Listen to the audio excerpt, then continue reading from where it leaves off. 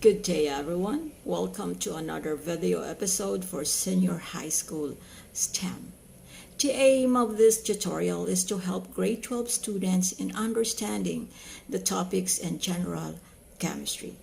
So get ready to learn. Take a deep breath, have an open mind, and think that chemistry is easy and fun. Today's discussion is about Chatelier's Principle, Quarter 2, Week 3. This self-learning package was published by DepEd Region 6, Western Visayas.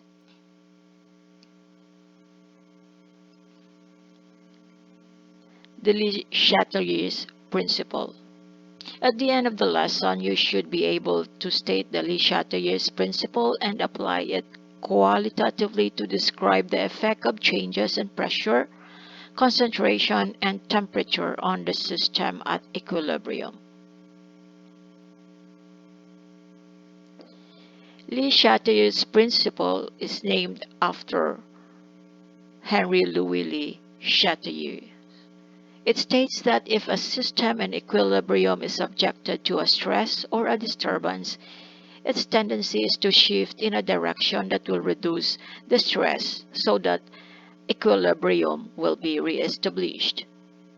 The equilibrium shift can either be to the right or forward so that the system favors the formation of products, or to the left, meaning backward or reverse, favoring the formation of reactants. Le Chatelier's principle allows qualitative predictions about how stressors, such as changes in concentration, adding or removing reactants or products, changes in pressure, and changes in temperature, influence the response of an equilibrium system. A system is said to be at chemical equilibrium if it is in a state of balance. The rate of product formation is equal to the rate of the reactant formation, or the rate of the forward and backward reactions are equal. And it is a dynamic situation. The forward and the reverse processes continue to take place even though it appears to have stopped, because there is no change in the relative concentrations of the reactants and products.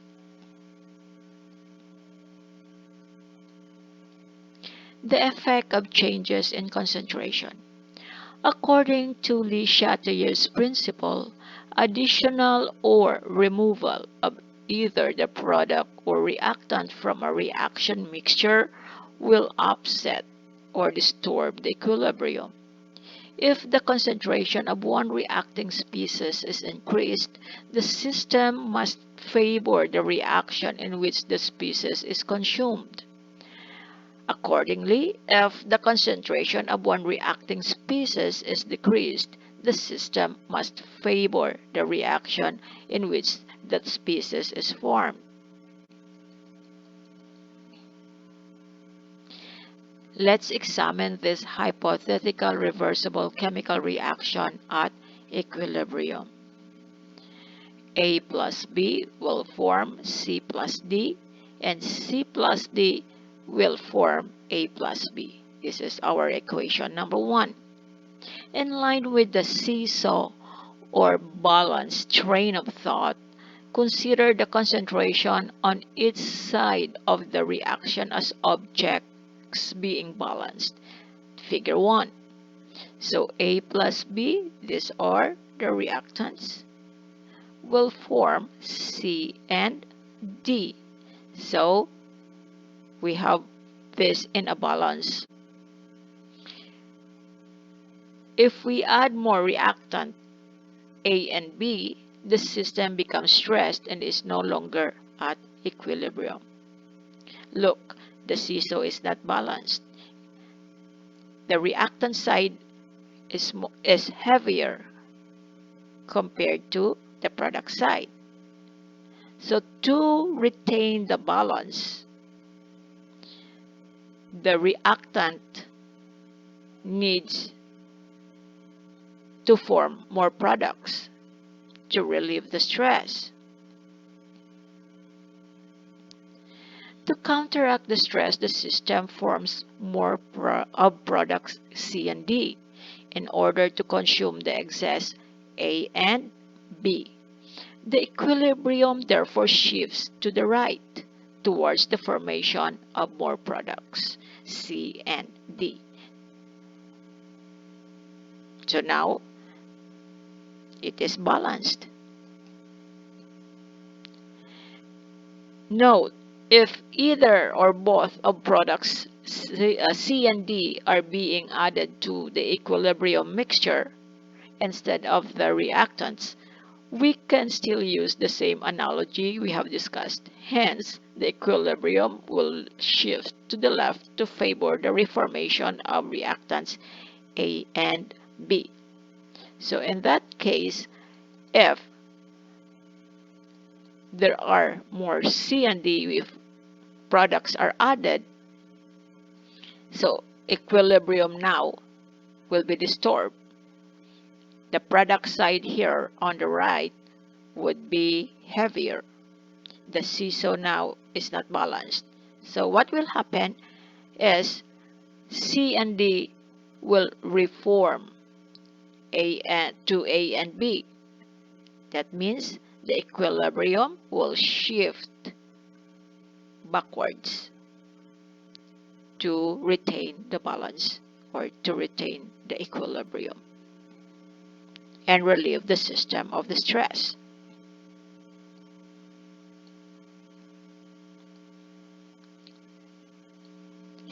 The effect of changes in pressure.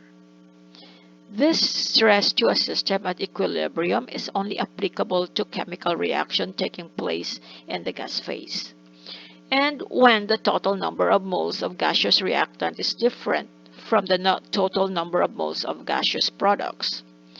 In a system at equilibrium, pressure changes will make the reaction favor the formation of either products or reactants, depending upon which will reduce the effect of the change.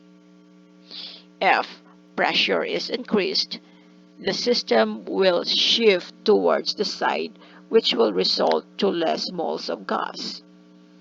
The opposite is true for a decrease in pressure.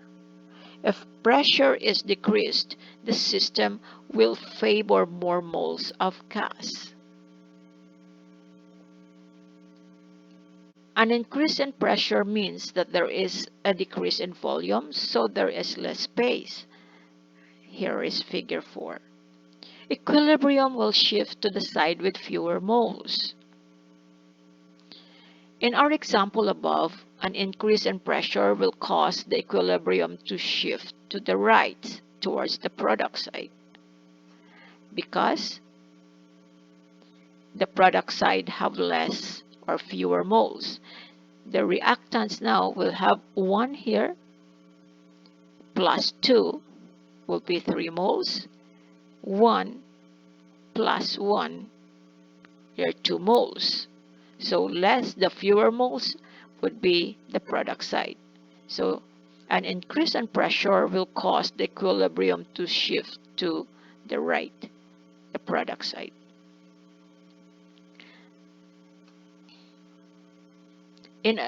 The addition of an inert gas will increase the total pressure of the system but will not affect the concentration nor the partial pressure of reactants in products. The effect of changes in temperature.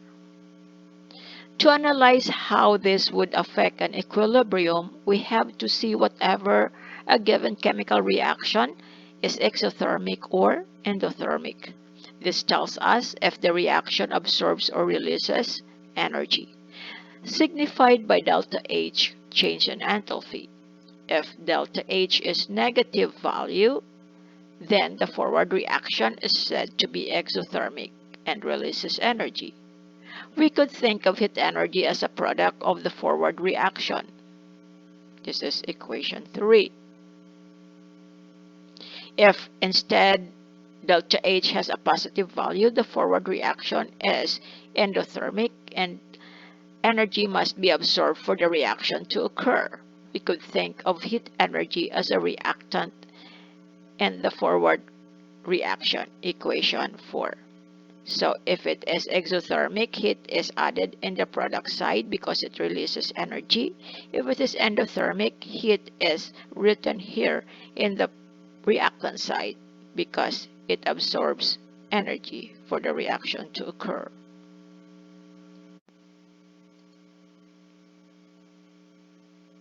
Once we translate the thermochemical data this way, we can treat the word heat as just another substance involved in the reaction, then use the method in predicting the shift in equilibrium similar to a change in concentration. Take note that in a reversible reaction, if the forward reaction is exothermic, it will follow that the backward reaction is endothermic. In equation number 3, which is an exothermic reaction, since the enthalpy change is negative, if we increase the temperature of the system through supplying heat, the equilibrium will shift to the left towards the formation of the reactants because it will favor the endothermic reaction because we supplied more heat. Now, for endothermic reaction, equation 4. If we also increase the temperature by adding heat to the system, the equilibrium will shift to the right. This is an endothermic reaction towards the formation of products.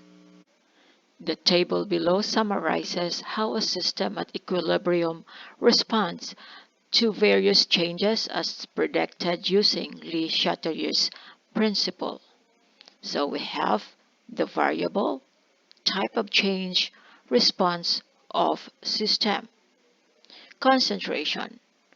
When increased, the equilibrium shifts to consume some of the added reactant or product. If we decrease the concentration, it shifts to replace some of the removed reactant or product. Pressure. Increased pressure will shift towards the side with smaller total amount of gaseous component.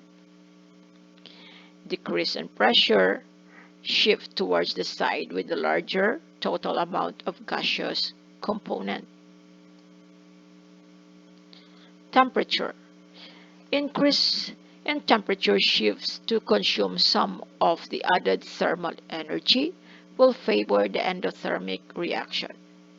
Decrease in temperature shifts to replace some of the energy removed thermal energy will favor the exothermic reaction. Catalysts, no effect. Inert gases, no effect. Here is another table that will help you. Equilibrium reaction, KQ expression, stress applied, effect, and equilibrium shift. KQ expression is equilibrium constant expression. So we have here the equilibrium reaction. 1 mole of hydrogen gas plus 1 mole of chloride gas will form 2 moles of hydrogen chloride gas. Stress applied, decreasing the pressure. What will happen if we will decrease the pressure? There is no effect if we decrease the pressure to the number of moles of hydrogen chloride. There is no shift because there is no difference between the number of moles of the equation. On the reactant, 1 plus 1 mole, 2. The product side, 2 moles. So, no effect or no change in the number of moles of hydrogen chloride because there will be no change in the reaction and there is no shift. Next, 1 mole of Fe3O4 plus 4 moles of H2 plus heat will form 3 moles of iron plus 4 moles of water. Stress applied, increasing the temperature. What is the effect in the volume of water vapor collected? So it's still here, forward, backward, and no shift. So when we increase the temperature, it will favor the endothermic reaction. So the endothermic reaction here is the forward reaction because we have heat in the reactant side. So increasing the temperature will favor the forward reaction. That means the number of moles or the volume of iron and water will increase. So here the effect, it will increase. And what is the shift? It will be forward. Okay? So I will leave you to do the others. Do not worry, there is an answer key on the next part here. Okay? But please answer it first before checking out the answer key or looking at the answer key.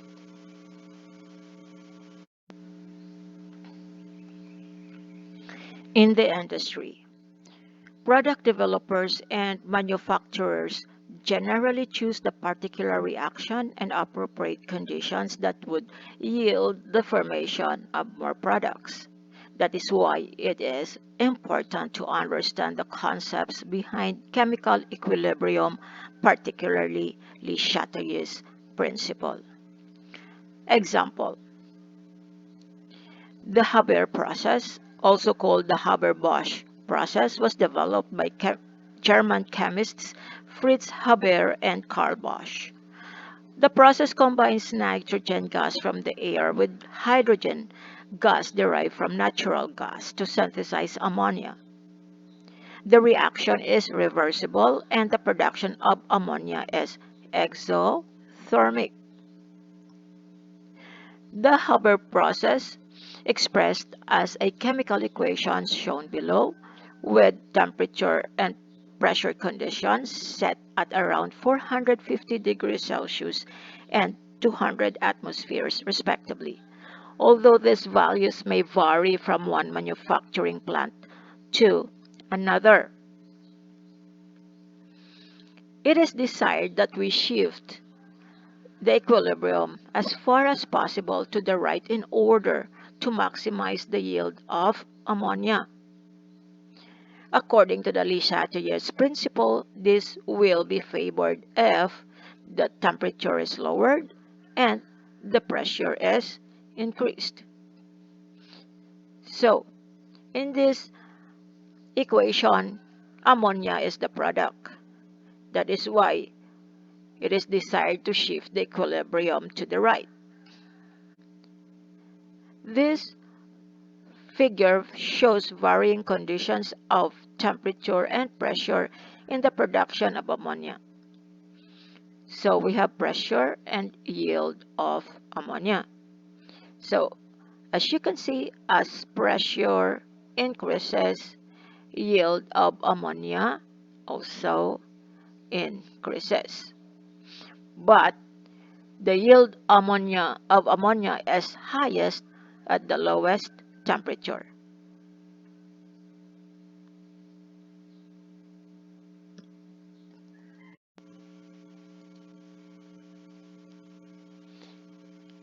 Five exercise activities.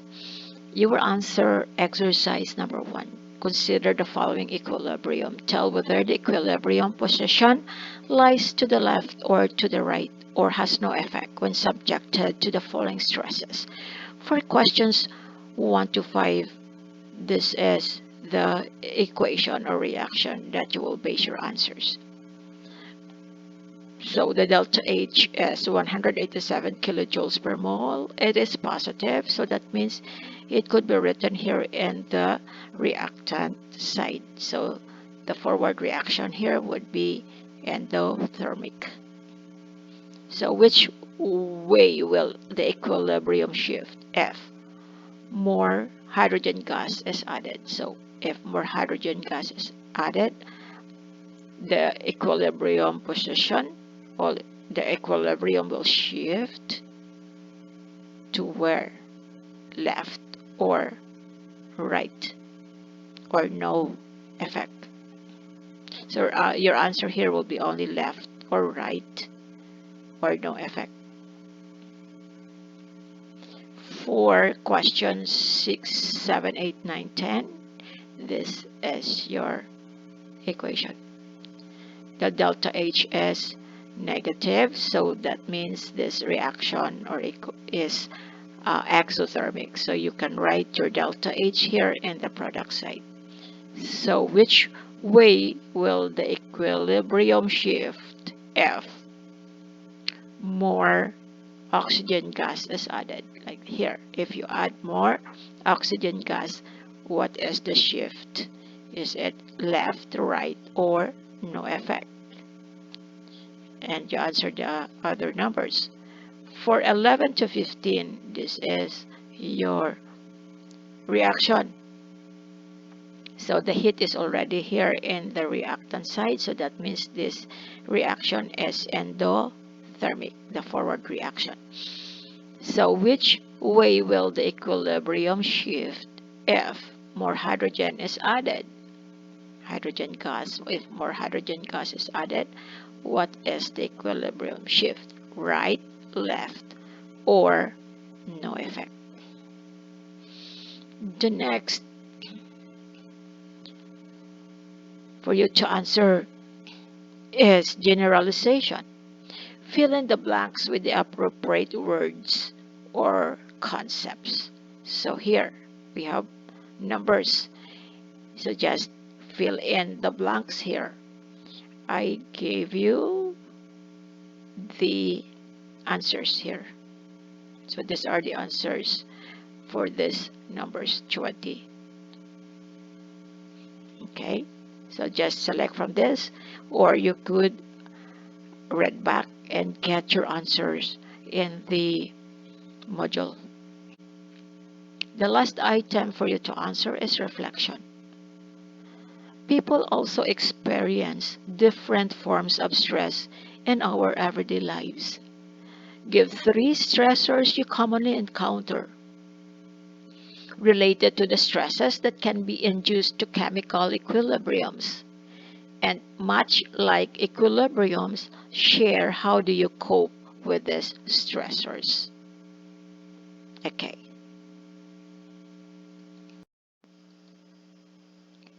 Thank you for watching.